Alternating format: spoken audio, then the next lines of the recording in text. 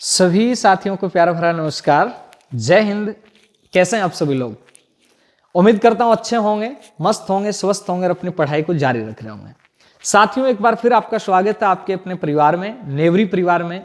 और स्वागत करने के लिए तैयार हमेशा की तरह आपका होस्ट, आपका दोस्त विजेंद्र सिंह नेवरी। करते हैं आज की क्लास को शुरू। ये मैं बता दूं अपन क्या पढ़ रहे हैं। अपन पढ़ रहे हैं कक्षा 6। कक्षा 6 में हमारा राजस्थान, हमारे राजस्थान का जो थर्ड चैप्टर है, थर्ड लेसन है, इतिहास जानने के स्रोत, इसकी आज अपन लोग चर्चा करेंगे। बड़ी ही रामबाण क्लासें हैं ये, बड़ा ही शानदार मजा आता है इन क्लासों में। पढ़ने में मुझे तो आता है, पढ़ाने में भी आता। आपको आता है कि नहीं आता आप जानो, और आना चाहिए। और नहीं आता तो ले लो मजा, क्योंकि पेपर के अंदर इनमें से प्रश्न है ना, वो बिल्कुल ऐसे मिलेंगे कि जैसे इनको उठा उठा के यहीं से लेके गए प्रश्न, है ना। ये किताबें शानदार हैं, मजा आता है इनके अंदर, है ना। तो करते हैं क्लास को शुरू अपन बिना किसी देरी के। प्राचीन काल के इतिहास के अध्ययन से हमें सभ्यता का क्रमिक विकास है उसका ज्ञान होगा। भाई इतिहास पढ़ेंगे तभी तो पता चलेगा ना पहले क्या था क्या नहीं था। इतिहास जानने के अनेक स्रोत हैं, और जिनको दो भागों में बांटते हैं, पुरातात्विक स्रोत और साहित्यिक स्रोत। साहित्यिक स्रोत तो अपन जानते हैं, साहित्य से जो मिलता है वो साहित्यिक। पुरातात्विक का मतलब जो अपने को पुरानी जितनी भी चीजें मिल रही हैं, चाहे वो खुदाई में मिले, चाहे वो अपने को कहीं पत्थर लगा हुआ मिले, चाहे वो अपने को कहीं लेख मिले, चाहे वो अपने को कहीं स्तंभ मिले, वो सारा पुरातात्विक स्रोतों की श्रेणी में आ जाएगा। ठीक है, देखिए अब पुरातात्विक स्रोत में क्या क्या चीजें आएंगी वो देखते हैं। ये कह रहे हैं पुरातात्विक स्रोत यानी प्राचीन काल के वे अवशेष जिनसे हमें स्थान और घटनाओं के संदर्भों को समझने में सहयोग मिलता है, उनको अपन पुरातात्विक स्रोत कहते हैं। यानी प्राचीन काल के अवशेष हैं और जिनसे हम उस सभ्यता को, उन लोगों के जनजीवन को, उन लोगों के विचारों को, उन लोगों की अर्थव्यवस्था को, उन लोगों के सामाजिक जीवन को, उनको अपन समझ सकें, तो वो क्या कहलाएगा? वो कहलाएगा पुरातात्विक स्रोत। कैसे समझते हैं? मान लेते हैं कि आज भूकंप आ जाए, आप जहां बैठे वहां के वहां दब जाओ, नहीं आएगा रे।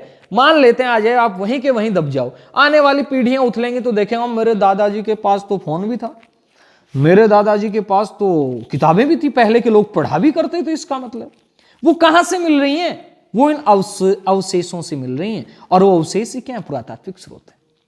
अब मेरी किताबें पढ़ी हैं बहुत सारी, अब मान लो कि ये दब जाएं और आने वाले 20 सालों बाद में कोई इनका मिले, पुराना इनका रस निकला हुआ है, अच्छे ढंग से दबी पड़ी खाई हुई मिट्टी, दीमक खाई हुई। यार पहले किताब भी पढ़ा करते थे, अब उन लोगों को तो क्या पता चलेगा? उनको तो उनसे देख के पता चला ना। तो वो चीजें पुरातात्विक स्रोत हैं। ऐसे में कोई अभिलेख भी हो सकता है, कोई मुद्रा भी हो सकती है, कोई स्मारक भी हो सकता है, कोई कलाकृति भी हो सकती है, कोई उत्खनन से प्राप्त सामग्री भी हो सकती है। इनसे तत्कालीन जनजीवन को समझा जा सकता है। और पुरातात्विक स्रोत संक्षेप में इस प्रकार से, पुरातात्विक जो स्रोत हैं ये संक्षेप में इस प्रकार से हैं। देखते हैं अपन कौन कौन से हैं, किस प्रकार से। नंबर 1, अभिलेख की बात करें। अभिलेख भी एक पुरातात्विक स्रोत है। ठीक बात है गुरुजी, है, मानते हैं हम भी, है तो आप ये मान के चलें, इसको थोड़ा ऊपर ले लेते हैं। अभिलेख क्या है? अभिलेख पुरातात्विक स्रोत है। ठीक है, अभिलेखों का अध्ययन कहां होता है? पहला प्रश्न आपसे मैं यही बना लेता हूं। अभिलेखों का अध्ययन जिस शाखा में किया जाता है उस शाखा को कहते हैं एपिग्राफिक। अभिलेखों का अध्ययन जिस शाखा में किया जाता है, अध्ययन की जो शाखा है, उस शाखा को अपन क्या कहते हैं? तो आपका उत्तर आएगा, उस शाखा को अपन एपिग्राफिक कहते हैं। क्या कहते हैं भाई साहब? एपिग्राफिक। यानी अभिलेखों से, जो अभिलेखों का अध्ययन जिस शाखा में किया जाता है उसे अपन क्या कहते हैं? एपिग्राफिक कहते हैं। पहली बात तो ये अभिलेख का मतलब जिसके ऊपर लिखा हुआ है, चाहे वो किसी पत्थर की एक शिला पर लिखा हुआ है पट्टिका के रूप में, चाहे वो पत्थर के बड़े बड़े टुकड़ों पे लिखा हुआ है, चाहे वो स्तंभ पे लिखा हुआ है। भाई शिला पे लिखा हुआ शिलालेख कह देंगे, स्तंभ पे लिखा हुआ स्तंभ लेख कह देंगे, अगर किसी गुफा की दीवार में लिखा हुआ है तो गुहा लेख कह देंगे। किसी मूर्ति पे लिखा हुआ हो सकता है, किसी प्रतिमा पे लिखा हो सकता है, किसी स्तूप पे लिखा हुआ हो सकता है, किसी मठ में लिखा हुआ हो सकता है, किसी तालाब में, किसी खेत में खड़ी शिला पर, ताम्रपत्र पर, कहीं पे भी कुछ भी लिखा हुआ है वो क्या है? वो अभिलेख। ठीक बात। यहां से प्रश्न तो क्या बना? एक एपिग्राफिक। ठीक है, ठीक गुरुजी। अब बात यह आती कि अभिलेख जो है इनकी उपयोगिता क्यों है, अभिलेखों की इंपोर्टेंसी क्यों है? नंबर 1 बात, पहली बात तो अभिलेख जो होते हैं ये तिथि युक्त होते हैं, यानी इनमें तारीख लिखी हुई होती है, इसलिए इनकी उपयोगिता है। दूसरा है समसामयिक होते हैं, वर्तमान की समसामयिक नहीं, उस समय की जितनी भी जानकारियां हैं वो ये देते हैं। यानी जैसा कि आप ये देख पा रहे हैं, ये देख पा रहे हैं आप, ये क्या अभिलेख है। अब भले मर्जी अपने को भाषा समझ नहीं आ रही, तो इनकी प्राचीन समय की लिपि थी, इस शिलालेख के ऊपर लिखा हुआ है कि फला राजा था, इसने ये करवाया वो करवाया, फला ढिमका जो भी करवाया। भाई वर्तमान में भी विधायक है, सरपंच है, पट्टिकाएं लगवाते हैं ग्राम पंचायतों में, कहीं पे भी काम होता है, उद्घाटन होता है कि फलाने भवन का निर्माण माननीय मंत्री फलाना राम ढीकड़ा राम ने किया और इसके अंदर फलाने राम की उपस्थिति रही। अब ये पत्थर 20, 30, 50 सालों बाद में इस बात की गवाही देगा कि ये इसने करवाया था। तिथि युक्त होते हैं, समसामयिक होते हैं, इसके कारण इनकी क्या है, उपयोगिता बनी रहती है। दूसरी बात, ये विविध भाषाओं में गद्य व पद्य दोनों ही शैलियों में, इन अभिलेखों में शासक है, उसके आश्रित लोग हैं, चाहे रानी, राजकुमार, सामंत आदि के नाम, घटना की तिथि, शासनकारी आज्ञाओं का उल्लेख मिलता है और इनसे तत्कालीन सामाजिक, राजनीतिक, धार्मिक जीवन की जानकारी मिलती है। और जो प्रशंसा में लिखे जाएं, क्या कह रहा हूं मैं, जो प्रशंसा में लिखे जाएं उन्हें क्या कहते हैं, प्रशस्ति कहते हैं। जैसे आप पढ़ते हैं राज प्रशस्ति, विश्व की सबसे बड़ी प्रशस्ति राज प्रशस्ति, किसने लिखी थी, रणछोड़ भट्ट तेलंग ने, है, बताओ किसने लिखी थी। रैसे राज प्रशस्ति, रैसे रणछोड़ भट्ट। जैसे मान लेते हैं प्रयाग प्रशस्ति, ये कौन से गुप्तकालीन शासक की थी, बताइए कमेंट करके। यानी प्रशंसा में लिखा जाए वो प्रशस्ति। उसके बाद याद रखना आपको एक बात जो महत्वपूर्ण, प्रशंसा में लिखा जाए प्रशस्ति कह दिया अपन ने। अब अभिलेख जो थे, इन अभिलेखों की शुरुआत कब से हुई, तो याद रखना मौर्य काल से। और मौर्य शासकों में अशोक ने अभिलेखों की परंपरा को बनवाया। और अशोक को यह परंपरा कहां से मिली, ईरानी शासक दारा से मिली कि भाई अपन अपने साम्राज्य में जो काम करवा रहे हैं, इनकी जानकारियां, अपनी योजनाएं जनता तक कैसे पहुंचाएं, अभिलेखों के माध्यम से पहुंचा सकता। और एक और प्रश्न मैं यहां आपका करवा देता हूं कि संस्कृत भाषा का, संस्कृत का जो प्रथम अभिलेख मिलता है ये कौन सा है, ये जूनागढ़ अभिलेख है। अब जूनागढ़ भी गुरुजी दो हैं, इतनी जानकारी आपको रखनी चाहिए, जूनागढ़ बीकानेर में, एक भाई साहब गुजरात में है, याद रखना। संस्कृत का जो प्रथम है जूनागढ़ अभिलेख है, चलो अच्छी बात है। इसके बाद में प्रमुख अभिलेख राजस्थान के संदर्भ में कौन कौन से हैं वो अपन देख लेते। देखिएगा प्रमुख अभिलेख राजस्थान के संदर्भ में कौन कौन से हैं, इनको अपन देखते हैं। नंबर 1 पे आ रहा है प्रमुख अभिलेखों में नगरीय अभिलेख। एक एक अभिलेख की चर्चा करेंगे पर नगरीय अभिलेख कहां पे, तो यहां साथ साथ आप नोट करते चले, मैं बोलूंगा नगरीय अभिलेख कहां पे भाई साहब, तो याद रखना नगरीय अभिलेख चित्तौड़गढ़ में। नगरीय अभिलेख कहां पे, चित्तौड़गढ़। उसके बाद प्रश्न बन जाए कि कंसुआ अभिलेख ये कहां पे, तो ये कोटा में भाई साहब। कंसुआ अभिलेख कहां पे, कोटा के अंदर। और इसके अंदर मौर्य शासक धवल की जानकारी मिलती है। ये इतना तो नहीं पूछेगा, इतना पूछा जा सकता है कि कंसुआ अभिलेख कहां पे है, कोटा में, और उसमें किसकी जानकारी मिलती है, मौर्य वंशी शासक धवल की जानकारी मिलती है। चलो अच्छी बात। घटियाला अभिलेख कहां पे, नाम ही घटियाला है भाई साहब है, बताओ कहां पे घटियाला अभिलेख। घटियाला अभिलेख भाई साहब आपके प्यारे से एक जिले जोधपुर में। घटियाला अभिलेख कहां पे है, तो याद रखेंगे जोधपुर में। यहां क्या मिलता है, यहां याद रखना एक जैन मंदिर के पास में, जिसे माता की साल कहते हैं ना। और जो घटियाला अभिलेख है ये 2 भाषाओं में मिला है, 2 शिलालेख मिले 2 भाषाओं, एक संस्कृत में एक महाराष्ट्र में। एक संस्कृत में, दूसरा कौन से में, महाराष्ट्र में। किराड़ू अभिलेख कोई खास बात नहीं। नांदसा अभिलेख कहां पे है, किराड़ू तो जानते हैं आप। नांदसा अभिलेख कहां पे है, तो याद रखिएगा भीलवाड़ा में। नांदसा अभिलेख कहां पे, भीलवाड़ा में। और इस नांदसा अभिलेख में एक यज्ञ की जानकारी मिलती है, षष्ठी यज्ञ की जानकारी। बरनाला यूप अभिलेख कहां पे, ये आपके जप्रम है, जप्रम है यो, जप्रम है ना, ये जयपुर के अंदर भाई साहब। उसके बाद सामोली शिलालेख कहां पे, सामोली शिलालेख याद रखिएगा, मैं यहां पे लिख देता हूं, ये उदयपुर में। और सामोली जो शिलालेख उदयपुर के अंदर है, उदयपुर में सामोली स्थान है। वर्तमान में ये अजमेर संग्रहालय में, ये थोड़ा सा याद रखने वाली बात है कि सामोली शिलालेख वर्तमान में कहां पे है, तो याद रखिएगा वर्तमान में ये अजमेर के संग्रहालय में भाई साहब। वर्तमान में कहां पे, अजमेर के संग्रहालय में। और उसमें गुहिल शासक शिलादित्य की अपने को जानकारियां मिल जाती। फिर आता है घटियाला अभिलेख, इसकी जानकारी अपन ने ले ली। प्रतिहारों की जानकारी, बिजोलिया शिलालेख चौहानों के इतिहास की जानकारी देगा। बिजोलिया जानते हैं बड़ा अभिलेख है। चिरवा का शिलालेख, कहां पे चिरवा का शिलालेख बताइए? तो आप कहेंगे चिरवा का जो शिलालेख है वो उदयपुर के अंदर। चिरवा का शिलालेख कहां पे भाई साहब? उदयपुर के अंदर। तो प्रमुख अभिलेख जो इस किताब में दे रखे हैं ये तो महत्वपूर्ण है ही, इनके अलावा अपन डिटेल जब अभिलेख की क्लास लेके आएंगे तब और भी चर्चा करेंगे। नगरी अभिलेख कहां पे? चित्तौड़गढ़ में। कंसुआ अभिलेख कहां पे? कोटा में। घटियाला अभिलेख कहां पे? जोधपुर में। नानसा अभिलेख कहां पे? हाँ किराड़ू वाला आप बताइए कहां पे? नानसा अभिलेख कहां पे? भीलवाड़ा में। बरनाला स्तंभ अभिलेख कहां पे? जयपुर के अंदर। सामोली अभिलेख कहां पे? उदयपुर के अंदर है। उसके बाद घटियाला आपको बताई दिया, इसकी जानकारी मिलती है। चिरवा कहां पे? उदयपुर। ये प्रमुख क्या है? अभिलेख है। चलें आगे, स्क्रीनशॉट ले लिया होगा आपने, चलते हैं आगे। बात आ रही है इतिहास जानने के स्रोत में, जैसे स्मारक है।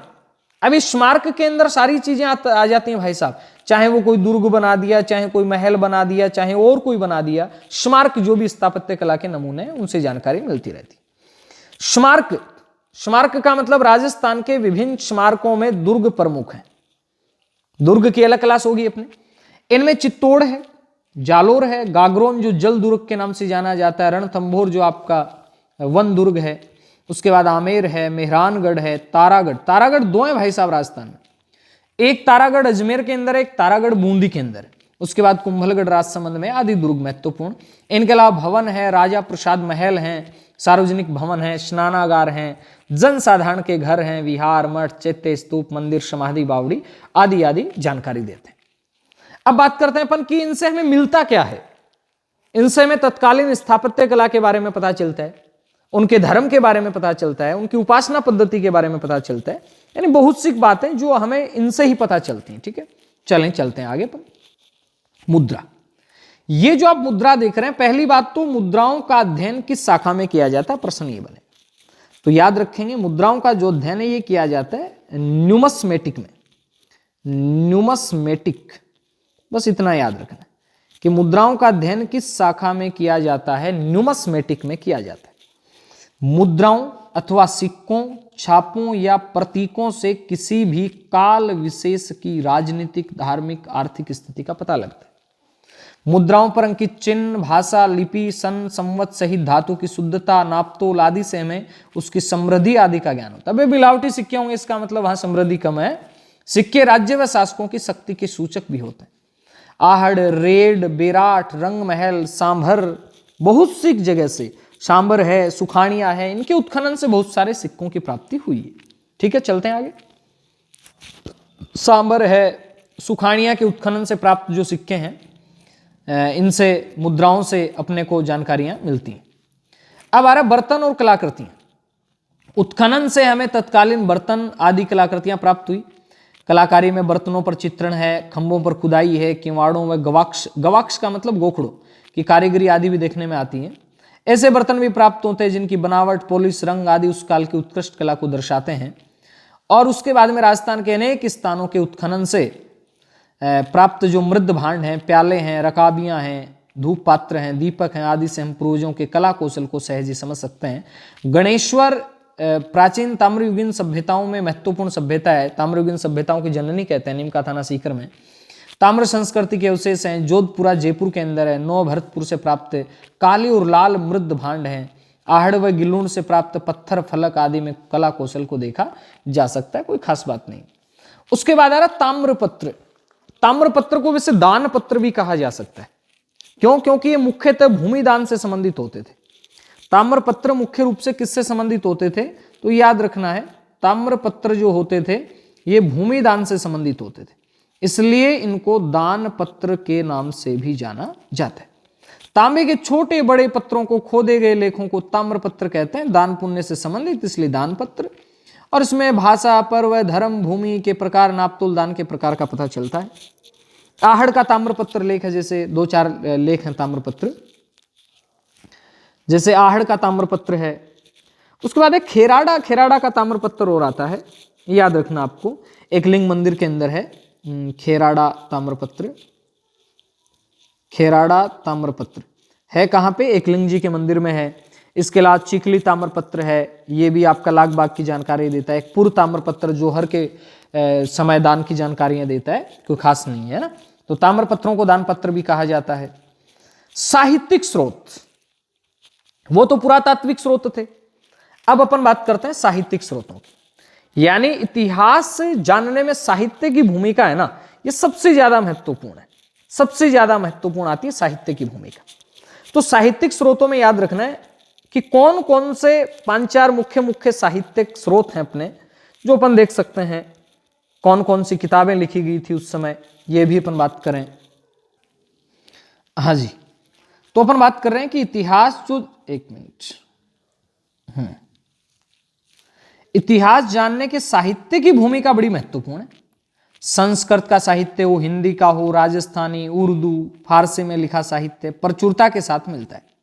राजस्थान के प्राचीन इतिहास को जानने में वेद, पुराण, रामायण, महाभारत, बौद्ध, जैन ग्रंथों से सहायता मिलती है।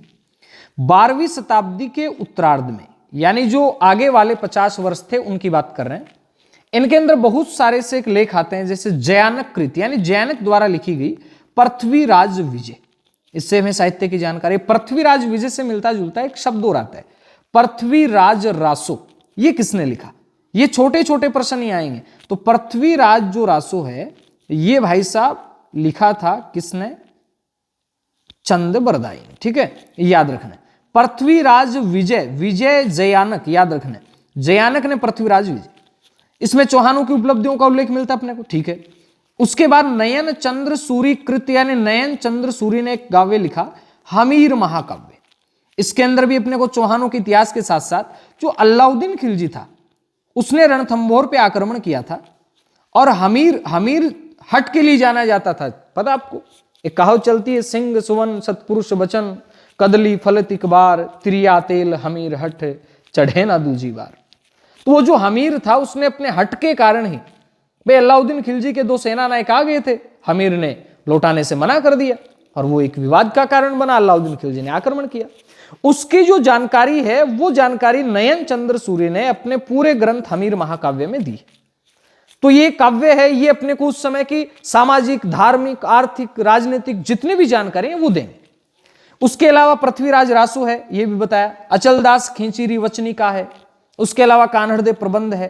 अब आपसे ये प्रश्न बड़ा महत्वपूर्ण है कि कान्हड़देव प्रबंध किसकी रचना है? तो आप कहेंगे पद्मनाभ की।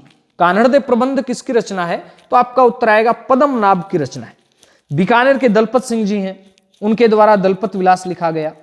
खिड़िया जग्गाकृत वचनिका, ठीक है, दलपत विलास लिखा गया। उसके बाद खिड़िया जग्गा ने वचनिका लिखी। ये बहुत सारे साहित्यिक स्रोत हैं। ख्यात विशेष साहित्य में प्रसिद्ध राजपूत राजवंशों की स्थापना, राजाओं का वंशक्रम, राज्य क्षेत्र आदि का वर्णन मिलता है। चाहे आप नैणसीरी ख्यात की बात करो, बांकीदासरी ख्यात की बात करो, दयालदासरी ख्यात की बात करो, जोधपुर राज्य की ख्यात की बात करो, इन सब में ये चीजें अपने को देखने को मिलेंगी। उसके बाद आ रहा है कि नैणसीरी ख्यात, बांकीदासरी ख्यात, दयालदासरी ख्यात, जोधपुर राज्यरी ख्यात आदि से इतिहास जानने में सहायता मिलती। फारसी उर्दू त्वारीखों में हमें विशेषतः मध्यकालीन राजस्थान का इतिहास समझने में मदद मिलती है। कर्नल जेम्स टोड की पुस्तक का नाम आ सकता है annals and antiquities of Rajasthan. Annals and antiquities of Rajasthan, साथ में पश्चिमी भारत की यात्रा, ये दोनों लेख किसके हैं? कर्नल जेम्स टोड के। बूंदी के महाकवि सूर्यमल मिश्र, इन्होंने वंश भास्कर, ये भी काफी बार परीक्षाओं में आ जाते हैं। कवि राजा श्यामल दास, जो महाराणा सज्जन सिंह के प्रिय कवि थे, यूं मानो आप, इन्होंने वीर विनोद लिखा था। विश्वेश्वर नाथ रेवू ने मारवाड़ राज्य का इतिहास, प्रश्न आएगा ये मुझे लग रहा है आपकी बार आएगा कि मारवाड़ राज्य का इतिहास किसने लिखा? विश्वेश्वर नाथ रेवू ने। गौरी शंकर हीराचंद ओझा, ये जो आप देख रहे हैं नाम, ये श्यामल दास के ही चेले थे। ये कवि राजा श्यामल दास के ही चेले थे, गौरी शंकर हीराचंद ओझा। और कवि राजा श्यामल दास को कवि राजा की उपाधि देने का काम भी किसने किया था? तो आप कहेंगे महाराणा सज्जन सिंह ने 1879 के अंदर, 79 के अंदर क्या किया था? कविराज की उपाधि दी थी। और कविराज को रॉयल एशियाटिक सोसाइटी लंदन का फेलो भी चुना गया था। केसर-ए हिंद की उपाधि भी दी थी, महामहोपाध्याय भी कहा गया था इनको। और ये मतलब यूं कह सकते हैं कि कवि राजा जो श्यामल दास थे, इनका पूरा परिवार ही जो था ना, ये क्रांतिकारी टाइप का सा परिवार था। ठीक है, पूरा का पूरा परिवार इनका क्रांतिकारी टाइप का सा परिवार था, देशभक्ति इनके खून खून में बसी हुई थी। तो आपसे एक प्रश्न महत्वपूर्ण आ सकता है, पहला तो ये कि कवि राजा श्यामल दास का ग्रंथ कौन सा, वीर विनोद। और दूसरा प्रश्न ये आ सकता है कि ये किसके दरबार में थे, महाराणा सज्जन सिंह, और इनके ही शिष्य कौन हैं, तो इनके ही शिष्य GH ओझा हैं, गौरी शंकर हीराचंद ओझा। ठीक है, ये अपने ऐतिहासिक स्रोतों की बात आ गई। कर्नल जेम्स टोड देख पा रहे हैं आप, गौरी शंकर हीराचंद ओझा है, कवि राजा श्यामल दास हैं। और अब कुछ एक प्रश्न आएंगे शायद, देखिएगा, वंश भास्कर के लेखक कौन है, बताइए फटाफट। वंश भास्कर के लेखक कौन है? वंश भास्कर के लेखक कौन है? सूर्यमल मिश्रण। प्रशंसा में लिखे गए अभिलेखों को क्या कहते हैं?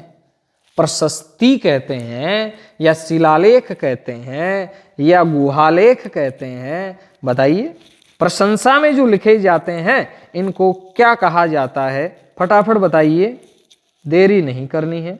प्रशंसा में जो लिखे जाएं इनको क्या कहा जाता है? तो आपका उत्तर आएगा, प्रशंसा में जो लिखे जाते हैं इनको कहा जाता है प्रशस्ति। और सबसे बड़ी जो प्रशस्ति है वो कौन सी है? तो आप कहेंगे सबसे बड़ी प्रशस्ति है ये आपका राज प्रशस्ति है। रावल समर सिंह के युग तक की जानकारी कौन सा देता है? अभी पढ़ा है आपने तो बता देंगे, अभी पढ़ा अपन ने। चिरवा का जो अभिलेख है ये अपने को उदयपुर के अंदर रावल समर सिंह तक की जानकारियां देता है। आगे छोटे छोटे प्रश्न है छोटे बच्चों के लिए, 3 प्रमुख दुर्गों के नाम, पुरातात्विक स्रोत है, इतिहास आदि है। तो कैसी लगी आपको आज की क्लास? अगर अच्छी लगी है तो लाइक करें, कमेंट करें, शेयर करें, और पहली बार विजिट कर रहे हैं तो चैनल को सब्सक्राइब जरूर कर लें। सब्सक्राइब करने में कोई कंजूसी ना बरतें। और अगर आप पहली बार विजिट कर रहे हैं तो सब्सक्राइब कर लें। और साथ में अगर आप टेलीग्राम पे जुड़ना चाहते हैं तो आप सर्च करें GK बाय नेवरिशर, लिंक आपको वीडियो के डिस्क्रिप्शन में मिल जाएगा। सर्च करें GK बाय नेवरिशर और आप टेलीग्राम पे जुड़ सकते हैं हमारे साथ। इसी प्रकार अपना प्यार बनाए रखिएगा। जय हिंद, जय Bharat, bye bye, take care. मिलते हैं नई क्लास में नए जोश नए नॉलेज के साथ। तब तक के लिए अलविदा।